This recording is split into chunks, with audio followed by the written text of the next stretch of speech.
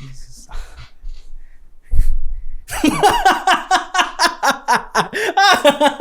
Diane, how you been? I'm fine. How are you? I'm gonna move the mic just a teensy bit closer. More closer? Yeah, more closer. You want it up in my mouth? Yeah, a little bit. No.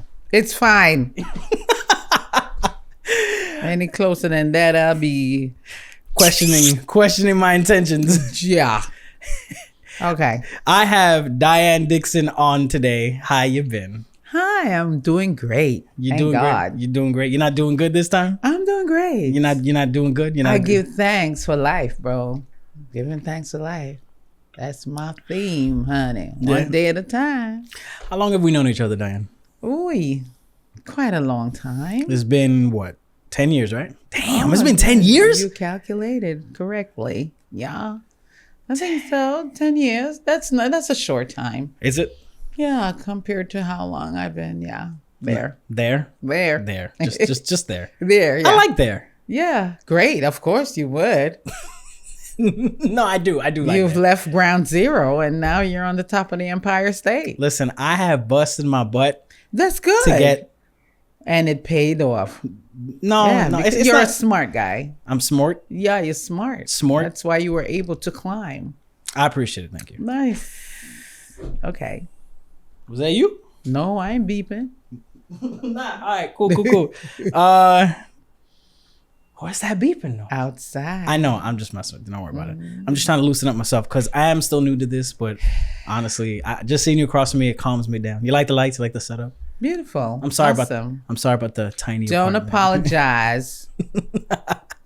You're fine. You're doing great. This is an awesome place, awesome spot, and this is your beginning, and I like it. This is my table. You like my table? Yes. What do you bring to the table? The table. Okay. All right. No seriousness though. Yeah, the podcast is called Passion in Action. I should probably take some speech classes to slow down my thinking and feeling. But that's just me. Yeah, it's been 10 years. In these 10 years, I've heard rumors and rumbles of your exploits in stardom. Wow. Diane Dixon, actress extraordinaire. I'm curious because there's always been things that I've wanted to ask you about it. Okay. And I actually, for the first time recording it and being a part of it, I want to be able to share my thoughts and ask the burning questions that have bothered me forever. Okay. Like, okay. So you wake up after you go to your day job, you go back to your real job, and you've been acting a long time. And you love it. 100%. You sure? Yeah. What is it about was acting challenging. that moves you to perform? Well, it's that awesome feeling you get while you're on stage, and gratifying when after the show, people will come to you and tell you, oh my God, that was so powerful. You light up the stage every time you appear. And that's what I've been experiencing with this project that I'm a part of right now. First, we did a reading and we really got great results. So it's that feeling that you're touching lives and you're touching hearts with the gifts that God has given you. That, you can let people escape their reality because sometimes their reality is not so good.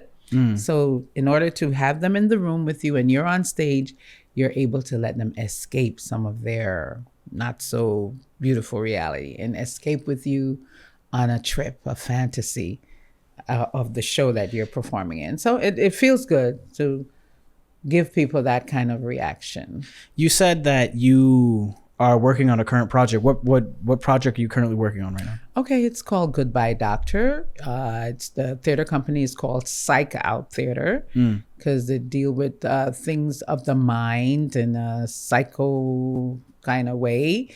And so it's about a young lady who's being analyzed. She's getting analyzed by a psychoanalyst called Dr. Lacan. Jacques Lacan. Jacques Lacan. Lacan. Yes, it was set. It's set in Paris. It has been done in France, and then it has been done in Brazil.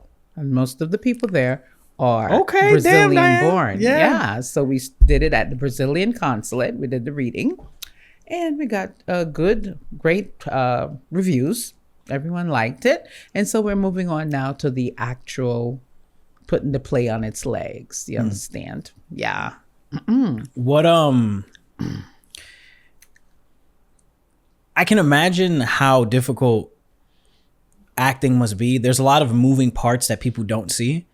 There's a lot of hands that are constantly contributing to the production. Oh, damn.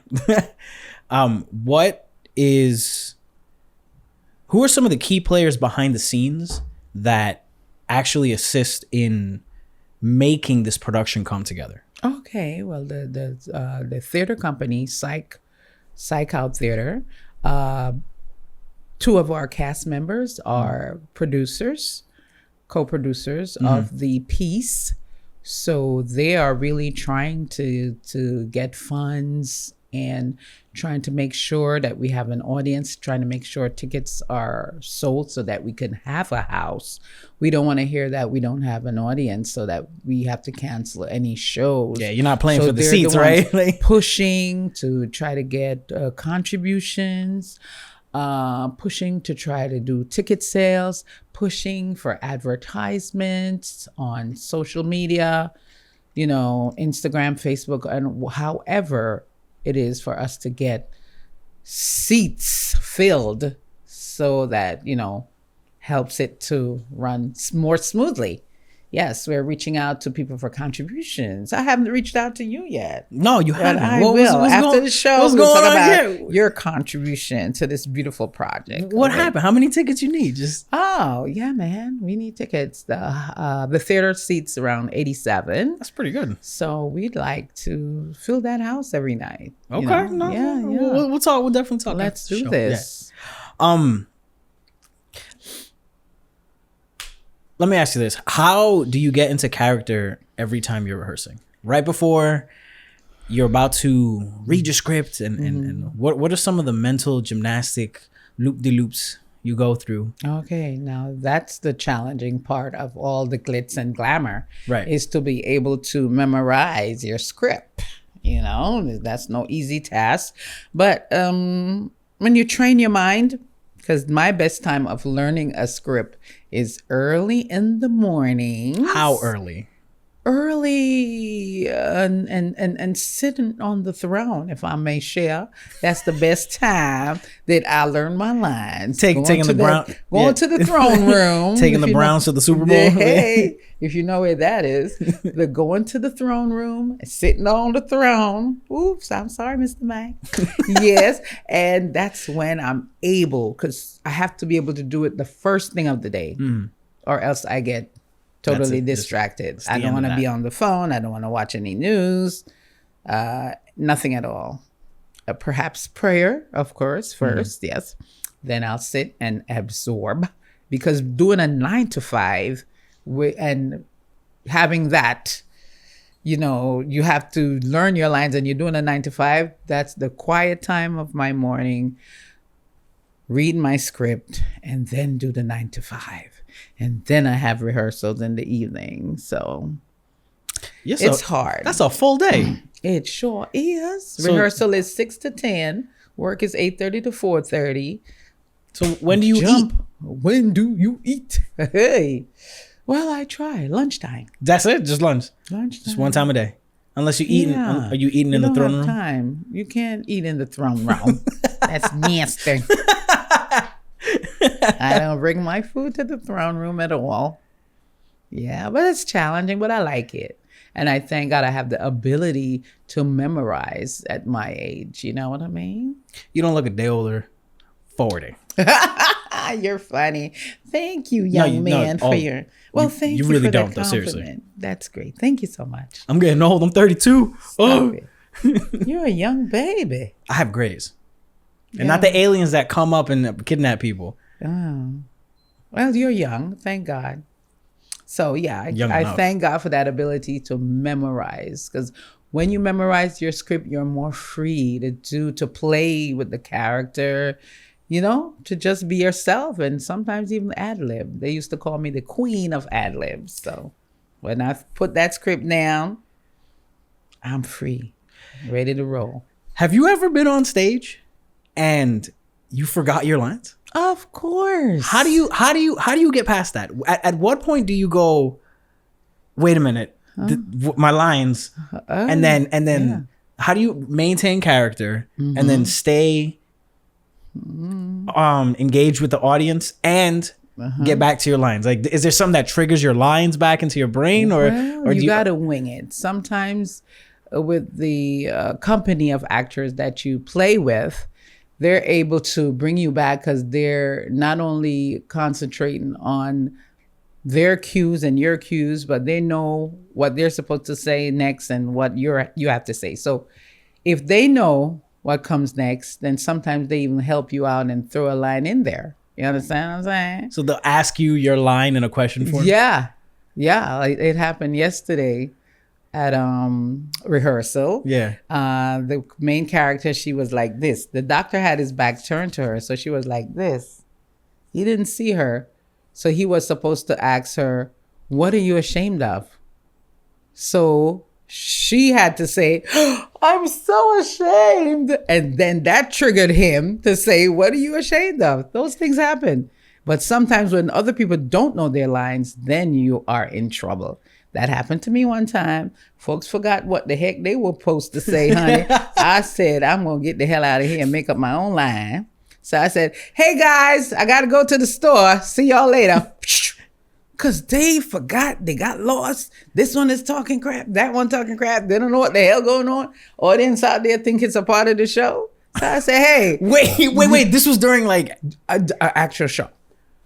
An actual show. They got confused. They didn't know where they were. They keep bouncing back. Sometimes they go too far back or they go too far ahead if you don't know your script. Yeah. So I said, "Hey guys, I'm going to go to the store. See y'all later." I was out of there, left them. No. I left them on that stage. No. Okay. All right. So I think this is a great time because I just got into a cold sweat. I got sweat. I got goosebumps. My blood just ran cold. Why? I remember listen, I'm not an actor, okay? I'm just a fool. You are. I'm just a fool. I know you are. I'm just a fool. Go ahead. But I do remember in third grade, many moons ago, I did a long production on the first Pilgrims something. Whatever. Point is, I did that and I remember that fear that entered in me, that stage fright. Yeah. So this leads into the next part, the next question I have. Stage fright, everyone has it. Yes, of course. In a situation like that, where no one knows what they're doing, where they forget their lines, how do you get rid of that stage fright? I told you, sweetie, I'm going to make up a line that I am going to the store. And I went out the stage. So you're I remember my very first off-Broadway show, the music started. Yeah. And I went into a panic. They were like, "Diane, breathe. Because when that music started, that means I'm the first one on the stage." Right. And the music started and I was like, what do I say? I forgot. Oh my God, I'm so nervous. They were like, "Diane, calm down. You're hyperventilating." Blah, blah, blah, blah, blah. So they had to play the music just a few more minutes. And I released and went on the stage. Oh my God, that was a scary moment. Is that the first memory that hits when you think about that stage fright? Yeah. Or like in your early career, was there a moment when you were like, early career? Yeah. But it was, thank God it was backstage before I went on the stage. Has it ever happened on stage? On stage, yeah. If it happens on stage, I tell you, I'll just laugh and make stuff up. And I'll be exiting stage left, honey. I'll leave everybody out there. Bye, y'all. I'm going to the store. I say, I'm going to the bathroom. Something. So you're in the middle of a scene. You're in the desert. Bye, guys. I'm going to the store. Okay, I'll see y'all later. Like the desert, I'm gonna go call Camel. My Camel is right around the corner. Yeah, he looking for me. Okay, I'm gonna make up something. No Uber in You Arabian gotta know Nights, how huh? to swing it and wing it and fling it. You know what I'm saying? Get off. Get out of here. Stop the show. Cut something. Get out of there. Out of the entire production, rehearsing, casting, auditioning, what's the process that really gets your adrenaline rushing? Is it opening night? Is it when the curtain rises? Is it when you're auditioning and you're going back and forth with whoever's reading the script to you? Diane. There's a little. I know you had to go there because you were a part of some of my audition craziness. Thank you so much. It was a while ago, but it was still fun. But it still helped. It was was a part. fun. And you were a professional. I love the fact that you were a professional. And when someone heard your voice, they say, hey, is he an actor? I'm like, no, he was just helping me out with my stuff. And I'm like, awesome. So, what was the question again? What was most adrenaline? Yeah, what's the moment in all production that gets your adrenaline kicks in? You're like, ooh, all right, it's got to go. Opening night. You're scared. I get stage fright. You're saying, oh my God, I hope I'm gonna do fine. Oh my God, I hope we have an audience, because sometimes there's fewer than you anticipated, you know what I'm saying? And sometimes you feed off of a nice, lively, receptive audience. And then when the house is empty, that's a whole other story. So that's what gets my adrenaline going. Opening night. And we got our costumes and we're ready and it's the first show. I always say, okay, we're going to break our water tonight. What? And the baby going to come forth. Yes. That's how I term it, because it's like a pregnancy. It's a buildup. You know what I'm saying? You go through the labor pains. Rehearsing the labor pain. I don't know what that is. I know you ain't never been through labor pain, but you know what the hell I'm saying. I do. Okay, yes, you're going through, you get rehearsal is the pregnancy, and opening night is when you start getting them centimeters, baby. And then you break that water. Showtime. You know what I'm saying? Yeah. You guys really tell each other to break a leg? What happens if both legs break? Well, that means they're giving you extra No, luck. I know. I never understood the terminology, but that's what it is in the acting world. And I'll just say, okay, thank you. Break a leg, break a leg, break a leg. They still say it? Yeah, they do. And, break many legs or have several seats. Have several seats. Yes. Oh, no. Okay. Just That's for a little your bit. favorite. Just for a little bit of context here, because there's a lot of inside jokes going back and forth. Okay. All right. Diane and I used to work together. Okay. At a place that's going to be never disclosed. But I don't think.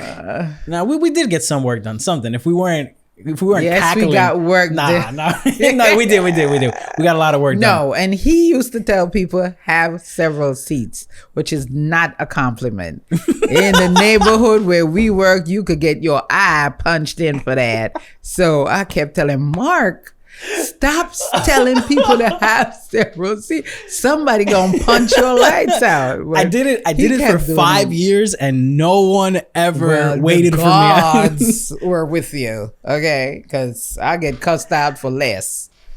Just the other day, I told somebody, sign your name. And what is your name? Why I gotta write my name down? What is your name, miss? Okay. But you know what? It's always, I like the people who we serve. I do. Okay. I like. That's beautiful. No, because I understand. It's the community. At least they're very tight knit. Yes. Everybody knows each other. Beautiful. I love it. All right. Yeah. Well, thank you so much for your service to the community. But stop telling people to have several seats. You should. Thank you. You know what? When I go opening night, I'm gonna tell them, hey man, have several seats. Stay a while. Yeah, because we're gonna have a few seats to be filled. We're going to need you at the door to tell them, come in and take some seats. Thank you very much. Don't tempt me, because I will do it. Okay. You know I'm a fool. What you drinking in that cup, This Mark? is water, I promise. Water? Water. Okay. Why? You thought I had some vodka in here? No, that's okay. Vodka and cranberry? All right. Yeah, well, I thank you so much for having me as one of your guests and your passion. Passion? How do you say the other passion in action. Passion in action. Passion in action. I love it. I appreciate it. Because acting is my passion. That's actually why I think that's why I have you here. Oh, awesome. Right? Okay. I've seen you I've helped you with your auditions, and I actually wanted to get into that world. Yeah, I always did. Good. You have that potential. I appreciate that. And I just audition is the hard part, though. I guess I especially have, when you get no, and nobody wants you and nobody picks you. But you got to have that passion enough to keep on going. You know, Luther said a lot of people told him no. When he went to the Apollo, they booed him and all that. But he kept on going, and he was a phenomenal artiste. How do you deal with the rejection? I just do like, what's that commercial? Take a licking and keep on ticking. Timex. Yes. Take a licking and keep on ticking. So after that, no, kind of give you a little punch in the gut. Yeah. But then you gotta say, hey, I'm gonna get back up again. You're gonna get up off that thing? We fall down, but we get up. So I get back up again, and I keep trying, and hey, sometimes I'm gonna hit bingo. You know what I'm saying? Bingo. And then sometimes you're gonna lose. Sometimes you win. Sometimes you lose. So it's all a matter of your attitude, how you deal with it. Got to keep on going. Not because someone said no, then you're going to just give it all up. No, you've been working too hard for just any little no's to discourage you enough to stop. So I keep going. I get that. I do, because I think for a long time I didn't know what I wanted to do. You know, in the line that I work, my day job, which, you know, it's fun. I like it. It's interesting. It's always a puzzle that keeps turning, always something new every day. But it's a little lonely sometimes. You know, we all don't just have one part of us. Yeah. I sit in so much of you. I sit in my cubicle all day, staring at 3 screens. Oh, you bay. Yeah. And don't get me wrong. I understand. I like the puzzle. I do. It's, I never have a moment where I'm just like, I'm bored. There's nothing to do. No, there's a lot to do, but I prefer this. And a major reason is because I didn't know what I wanted to do. I got into that line in my career because I always wanted to help people in this field, in the medical field. And now I can, and I'm helping behind the scenes. I'm stagehands. Awesome. Oh, you're stagehands. Stagehands. All right, yeah. But when something is your passion, no matter how much you try to get away from it, it keeps bubbling up in your soul until you let it out. And this is how you let it out. But that's exactly right, because this is what I'm doing too. Because, you know, I love talking to people. It's just, it's something about sharing their energy and sharing what they're excited about and what wakes them up every day. It just, I'm like, man, you know what? I gotta get back out there. I bought these lights just for that reason. This is your gift, because people would say, oh, Mark is never down and out and angry. He lightens up the place. He's cheerful. He's perky. And that's what they needed in some of these circumstances. Someone who is light, not darkness. I'm not angry at work, but I get mad. I get mad every now and then. Your personality, it was great for the community. I do miss that you served. I do miss working with you. Oh, I do. That's so precious. You precious. Hands down. I think one time I almost threw up from laughing so hard with you. Oh my God. And you know what day it was too. I don't remember. I'm not gonna say it, but it's still. Was it the day we got busted? For what? Cause we was talking and we left the answering machine on. No, we was calling. Oh, I remember that.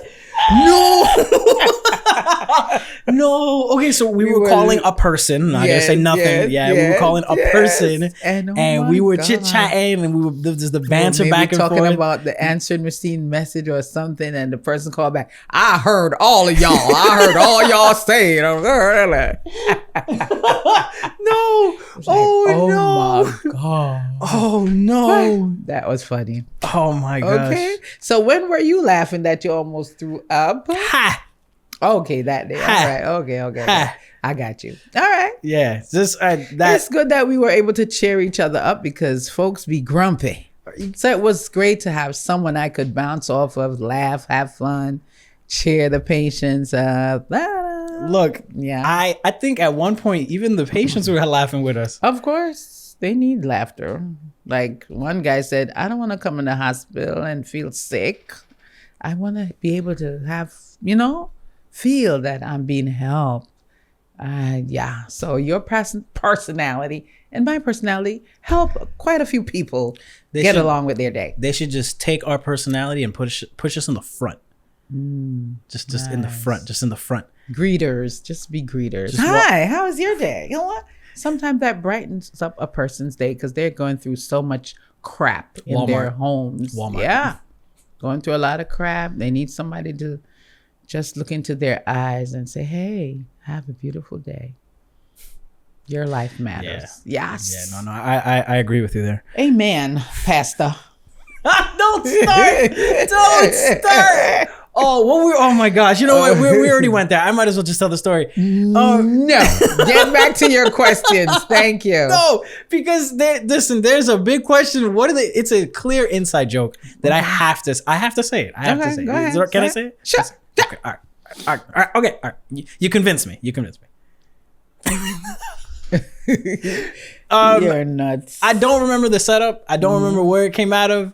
I think we were just scrolling, just doom scrolling, right? And then we had saw a clip of something about pastors and and just you do it better than I do it. You got the sass. And today I'm here to be interviewed. Oh God! I'm not doing no. Okay, let's go. Let's get on with the show. All right. I'm sorry, crazy guy. Man. You. Whosa. Okay. Yeah, whosa. Continue, Mr. Passion in Action. Listen, there's so many emotions that go on when it comes to acting. There's so many different things that you have to either put down or bring out.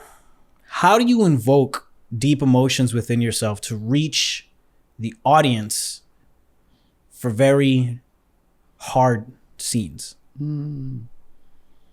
Like you put yourself in the place of the character. You remember some sad event that makes you sad, and that's how you're able to reach that point. Yeah, I'll think about a beloved brother that I used to take care of and how much I miss him, and how the sudden death really made me very sad. And so that's just one of the things I could, use as a point of reference in order to start feeling that emotion of sadness. And sometimes it happens organically. You're going through a scene in the play that I'm doing now.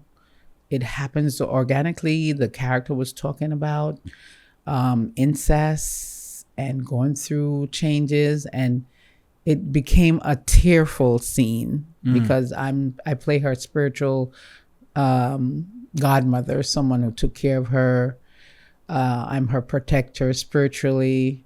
I'm supposed to be an Orisha or Oshun, that kind of deity that is the goddess of fertility and beauty and sexuality. And it's just, woohoo. Yes, I'm supposed to be her protector.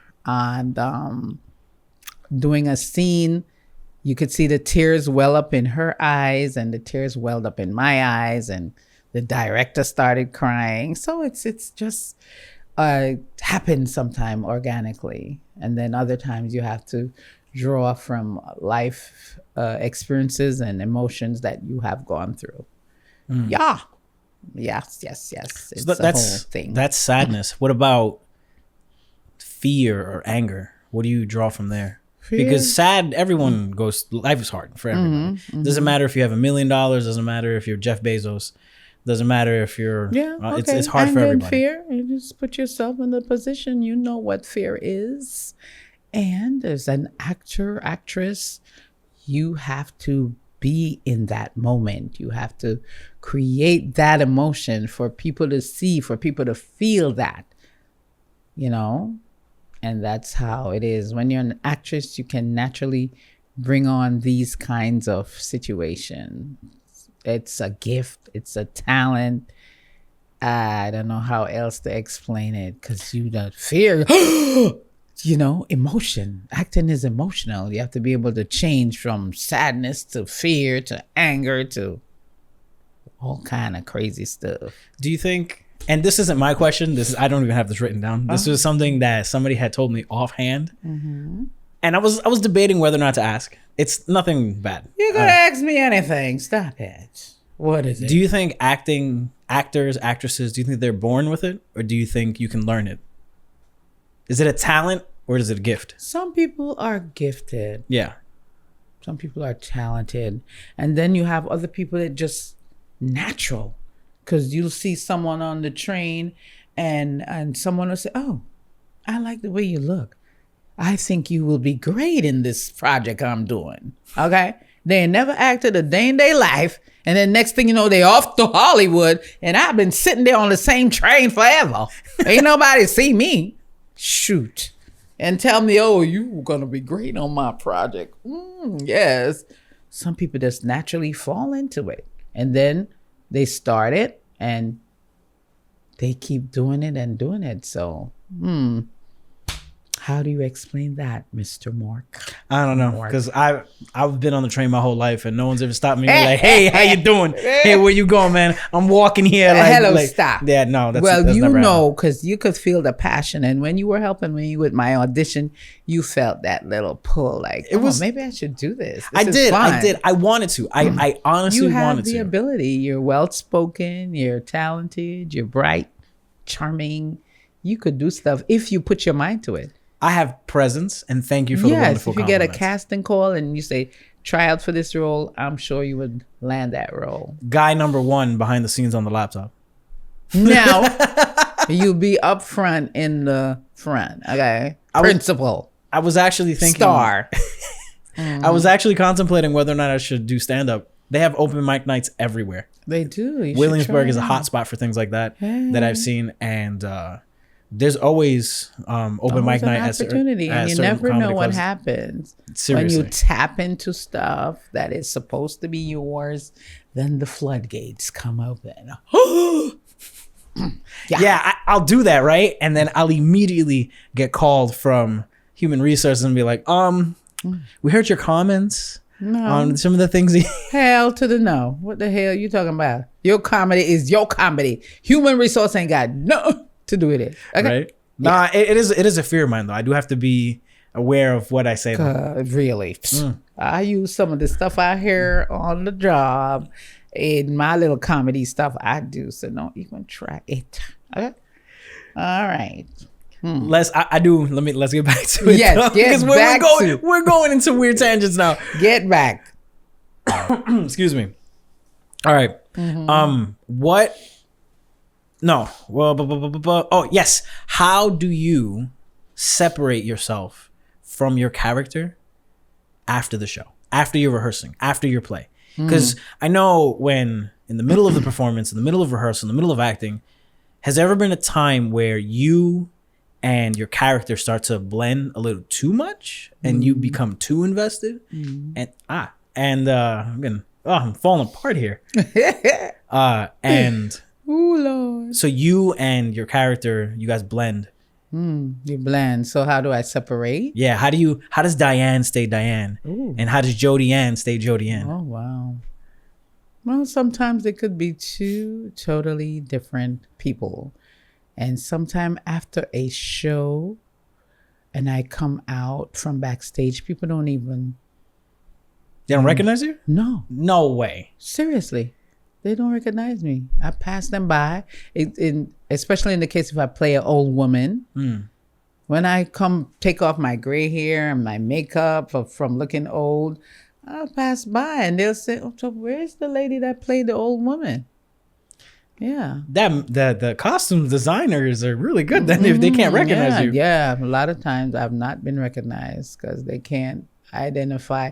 The way I look, I couldn't be identified with the character they saw on stage. So, but then that just speaks to your talent and your ability to transform into somebody else and play that presence so much that when they're like, hey, that was me. I was looking at you 5 seconds ago. Yeah. And then they're just like, huh? What?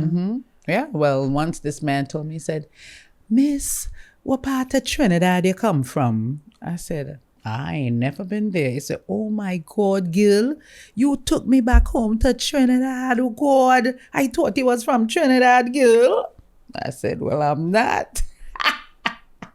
What would have So I been? do accents. And when I do my accents, people are fighting in the audience like, "Yeah, what part of Africa is she from though? No, she's from Ghana. No, she's from Nigeria." They be fighting till I get in the crowd. Who taught you all these accents? Is it self-taught or did you have a coach? Self-taught. Damn. No coach. I had no coach. No My coach? brother. No coach taught me this. Oh, Nigeria, Trinidad, Barbados. I can go anywhere with this my voice. Have you ever thought about doing voice acting?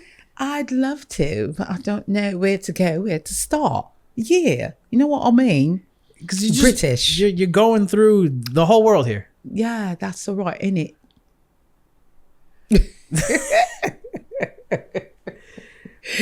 So that's what's going on. And so it's lovely to take people to places they've never been and they thought that I'm from there when I haven't actually been there.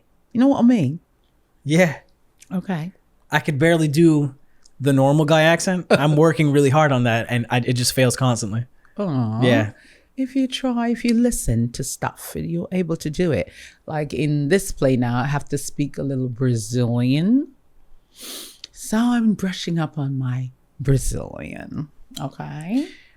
You have all of these different roles that you've played in different productions and projects. Mm-hmm. What's your favorite role that you've ever played? Ooh, favorite role. Or you know what? Let me change that a little bit. Oh. Which one has been the most memorable? I feel like that's a better question. Memorable. I guess it's when I played an African doctor in a piece called Till I Find a Place. Yes. What was that? Good. What was that show about? Oh, people who were displaced and had to move in with another couple. Yeah. And so I played the doctor in that case, in that storyline where one of the females in the situation got pregnant. And so it was the mystery to find out who the daddy was. With all these 4 peoples, they had to find out who the daddy was. So I played the doctor. A simple blood test couldn't have just been like, hey. Yeah, it had to be drama. It's the stage. Okay. No, you couldn't just be like. Now, when was your last period, my dear? So whose baby is this now? You know? And it went on and on. It had to be drama. It had to be passion and action. Okay. You got it. Has there ever been a role that stuck with you after it all ended? Not really, because there's been so many that as soon as I'm getting comfortable in one role, then here comes another. So I don't get a chance to marinate in the one that's perhaps memorable, because then I've got to move on. Yeah. On to the next one. On to the next thing now. Next. Trinidad, next. Guyanese, next. British, next. Southern, next. Yeah, keep going. It never ends. Never ends. And that's a good thing. I had a great project where I didn't have to say a word this year. Oh, that was the most fun. So, how does that work? How do you mean? What do you mean you didn't have to say a thing? You're on stage. I was a patient for a heart pump. It's called Impeller. And these guys sent me to Rochester, put me in a beautiful hotel, and we worked the whole day in a beautiful country house in Rochester. I just had to play the patient. They showed me when I would, before and after the heart pumps. You know, the before photos, you'd be looking gray, sad, down and out. And the other side of it, you could do the gardening. You could have fun with your husband, like watching the TV. One of those kind of your infomercials. Yeah, I'm like, because I'm thinking they brought you up to a show and you're on stage. No, okay. No. So that was the best job ever. So all I had to do was be there. So you were the people, the happy people on the commercial where it's like, yes, take this medicine. And then they list all these side effects, but we're so happy.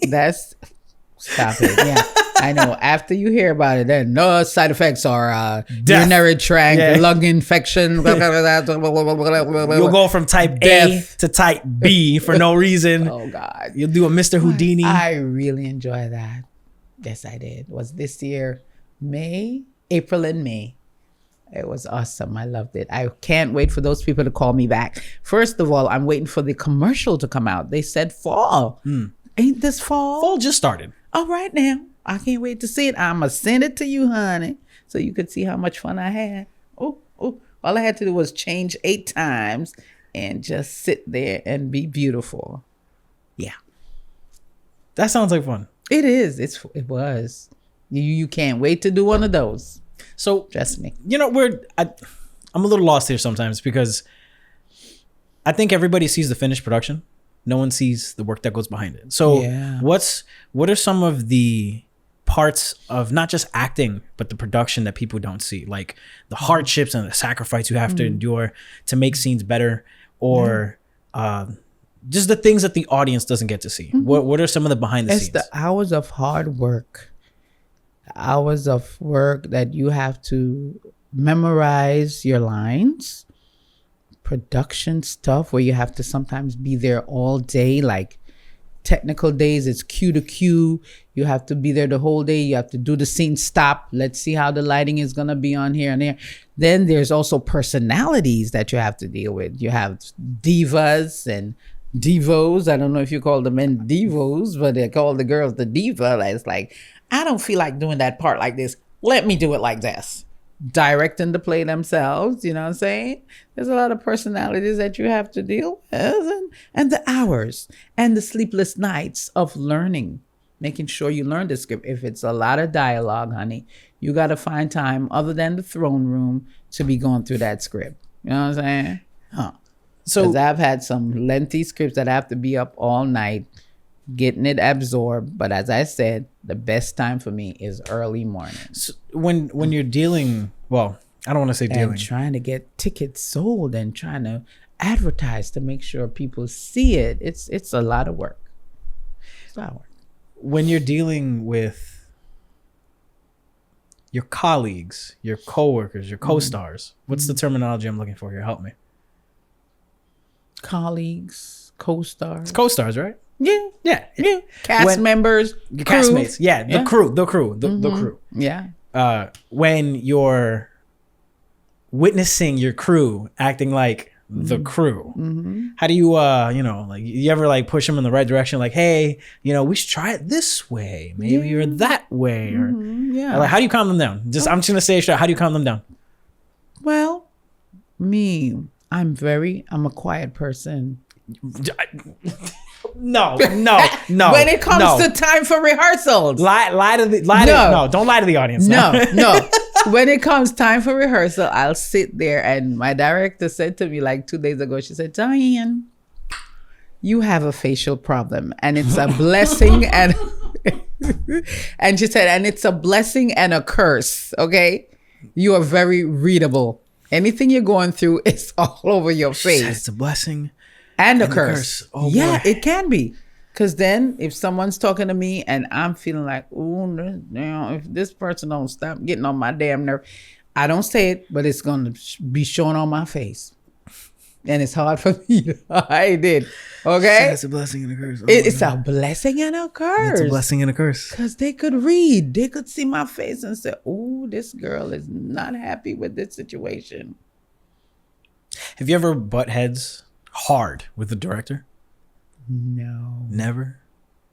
That's not you, right? You're not a diva. No. You're not none of that? No. Directors have no problem with me. No, never, right? Never. My manager always says I'm able to take directions so well. And yeah, that's what I take directions. If you tell me, move here, go there, don't stand there, I'm going to take it. I'm going to come back the next day and said, this is the way you said to enter the stage, madame. I got it in my notes. I'm going to write it down. You say come in this way, I'm going to come in that way. I'm easy to work with. Not tooting my own horn, but I'm easy to work with. I ain't got no diva-itis. No. Do you believe in method acting? And for people who don't know what method acting is, it's when you become your character always until it's over. Right. You've got to do that in order to stay focused in what you're doing. Even offset? Not offset. That's what I mean. The whole time? Always, the whole time. No, that sounds like madness. I ain't trying to get psycho up in here. No, I'm going to be that character.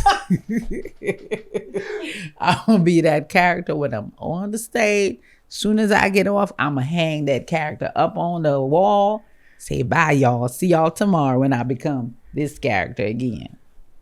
Okay? You don't take it with you? No. For what? I got enough characters I got to live with. Multiple personality disorder. I got to live with them. I'm going to take another one home? No, honey. He's going to stay right there. Thank you. Next. Okay. I'm sorry. You know what? You know, it just brings me back. It just brings me all the way back. That's why. Back to the good old days. No, when you just came out. Hi, Diane. Hi, Diane. Hi, Diane. You just walk Diane. in. Diane Dixon. Oh, see that? You already be my announcer. Oh my God. Like you were announcing me for a show. Diane Dixon. Jesus Lord. It's never a bore. Cuckoo for Cocoa Puff. Yes, there it is. I was waiting for it to come out. There it is. Cuckoo for Cocoa Puffs, and you know what I always used to call you? Crackhead.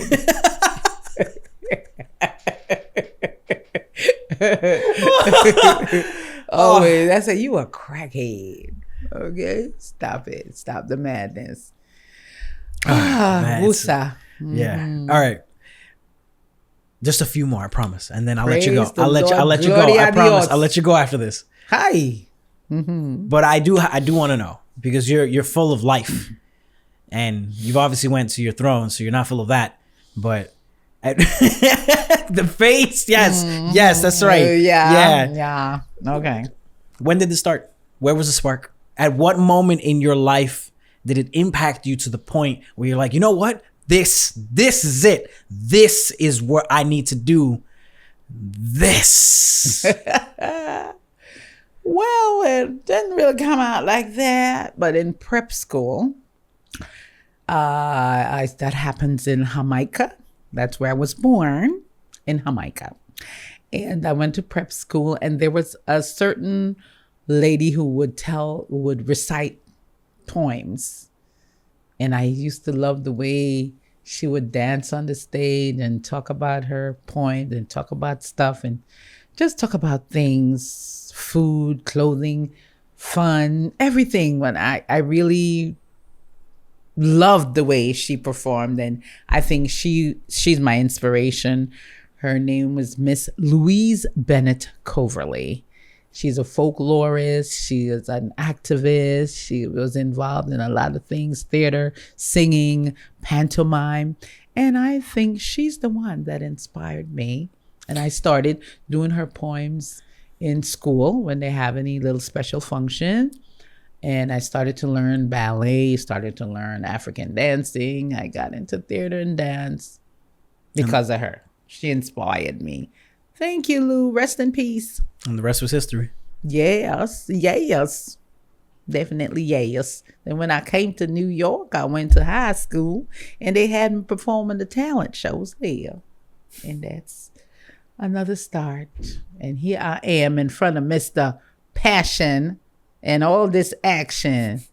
Thank you for having me, sir. No, I appreciate you. Like you don't even understand. Merci beaucoup. Gracias. Spasiba. Sheshe. Kamsahamnida. Those are many ways you could say thank you. Okay. Who's somebody that you've always wanted to work with? And I mean, it could be anybody, alive and dead, or dead. Alive and dead. Yeah, Oh someone. my It God. doesn't matter. The whole timeline. Well, I think that I would have liked to work with Cicely Tyson. She passed. I'm not familiar with her course. work. Who? Cicely Yeah. Tyson. Oh my God. She died in her 90s. She's a great actor. You gonna Google her today. Okay, I'd like to work with Denzel. Of course, every woman would love to work with Denzel Washington. He's getting up there in age. Who he is? Yeah, he's in. I know. He's doing a new production. A new production. You hear me? Like I'm a part of show business. He's doing another movie. Awesome. Gladiator 2. Remember the first one? Okay, yeah. But I would have liked to work with Denzel, Cicely, Angela Bassett. Who else? Oh my God, who's that one that How to Murder? What did that show again? Oh God, Viola Davis.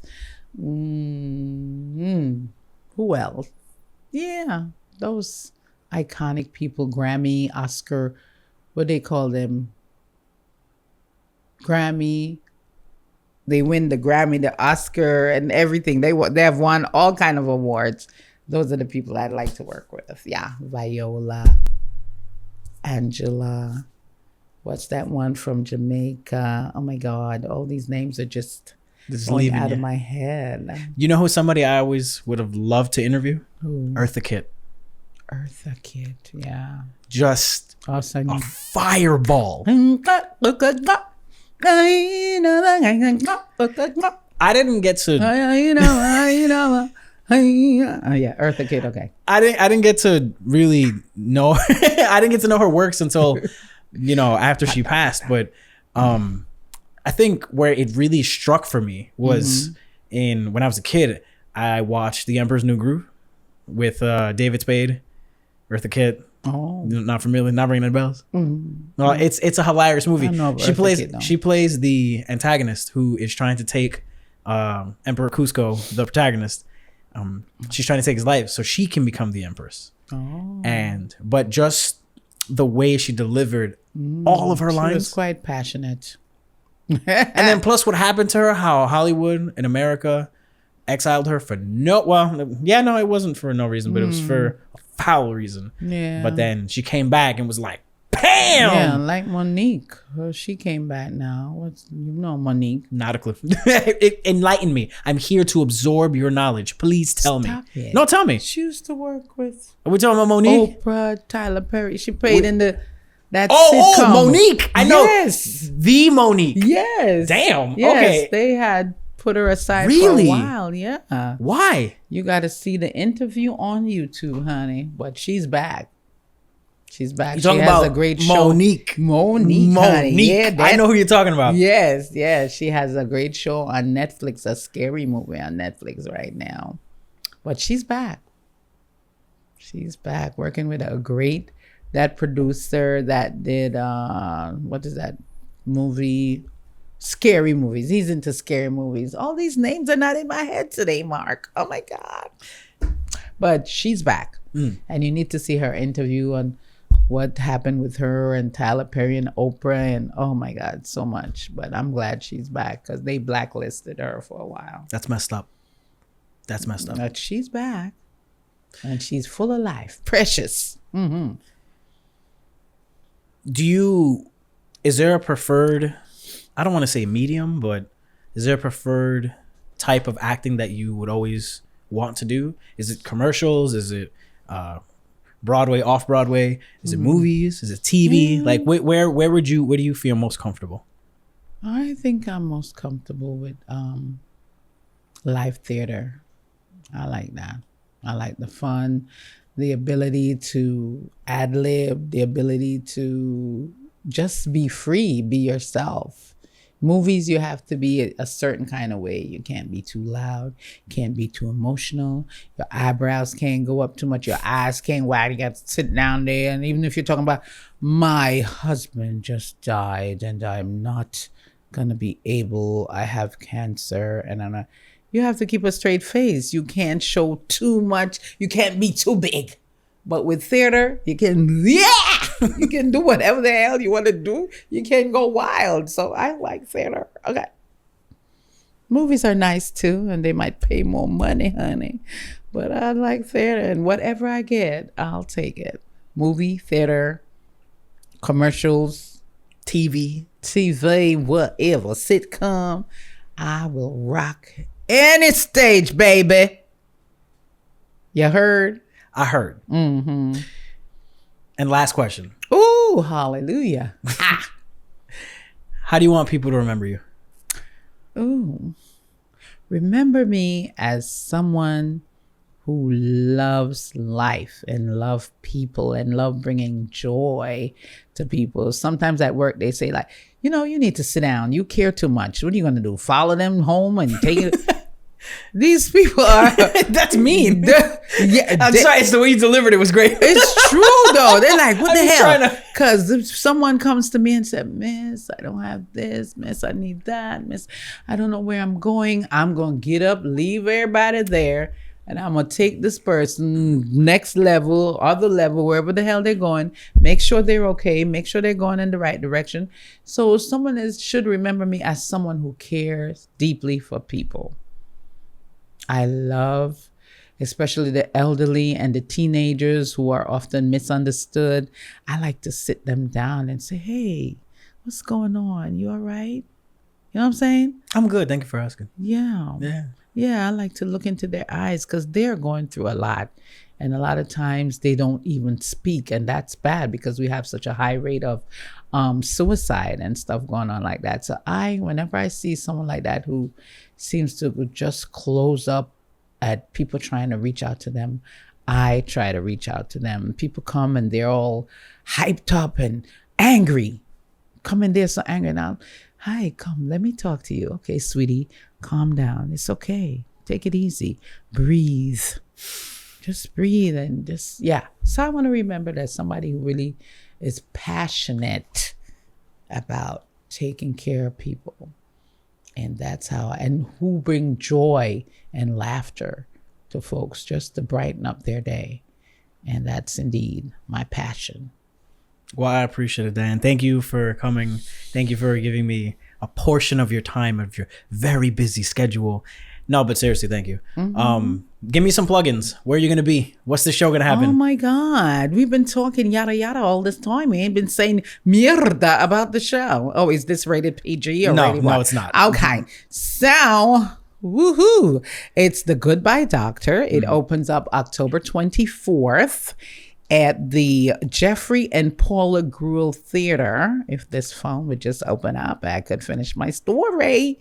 Yeah, it's at 502 West 53rd Street, New York, New York. And it's the Jeffrey and Paula Gural Theater. Opening night, October 24th, closes November 23rd. Guys, look it up. If you put my name, Diane, you're able to get a discount on the tickets. Ooh, okay. Isn't that totally awesome, dude? I look forward to seeing you guys. Where can we find you online? Any Instagram or any other plugins that you want to put in? Instagram, on Facebook. Yes. My Instagram handle is AHYAHMIDEH. And that says Ayamide. That's like Jamaican saying, this is where I am. Ayamide.